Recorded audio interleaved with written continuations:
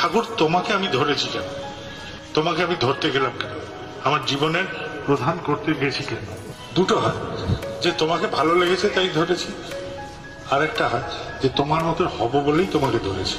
শুধু ভালো লাগা থেকে যদি ধরাটা থাকে তাহলে কিন্তু প্রথমেই, আর যদি তোমার মতো হব বলে তোমাকে ধরেছি তাহলে আমার উত্তরণের পথে এগোনো আছে। ঠাকুরের কিন্তু মূল কথাই হচ্ছে আমরা যেন তার মতন ভাবা, বলা, করা, চরিত্র, স্বভাব সবকিছুতে প্রকাশ পাই।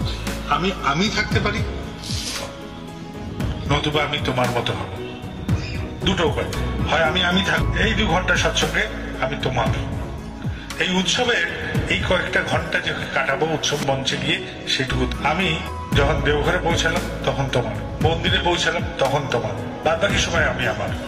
তাই ওখান থেকে বেরিয়ে এসেই আমি হয়তো অন্যায্য ব্যবহার করে ফেলি, অন্যায্য আচরণ করে ফেলি, কেননা তুমি তো সর্বসময় নাই আমার সাথে।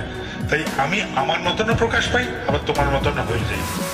তাহলে দুটো দাড়ি পাল্লার মতন দুলতে থাকে আমার মন। আমাদের কিন্তু মন জগৎটাকে এই জায়গাটা নিয়ে আমাদের ভাবার বিষয়, প্রত্যেকটা ব্যক্তির, আমাদের প্রত্যেকের করণীয়। ভাবেন ভালো করে যে আমি তোমার মতো হতে গেলে সবার আগে যে রকম ভাবে আমার হিংসা আসে, যে কারণে আমার রাগ আসে, যে কারণে আমার দেশ হয়, যে কারণে আমার বিরক্তি আসে, সমস্তগুলো কিন্তু অসমান হয়ে যাবে।